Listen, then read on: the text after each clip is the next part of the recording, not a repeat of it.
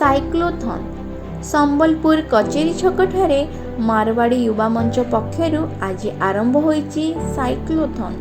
सहर को प्रदूषण मुक्त और ग्रीन संबलपुर करने उद्देश्य रे एही साइक्लोथॉन आरंभ होईची। 500 रु ऊर्ध्व छात्र छात्री एथिरे भाग नेइछंती। साइक्लिस्ट प्राय 10 किलोमीटर सहर परिक्रमा करी पुणी कचेरी छक को पहुंचीबे।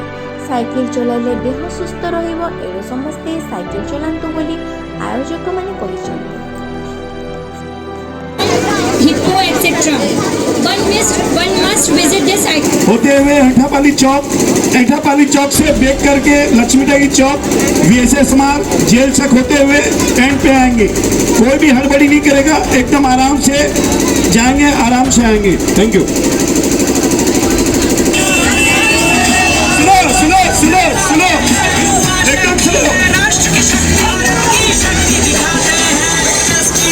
एम्बुलेंस एकदम पीछे में रहेगा।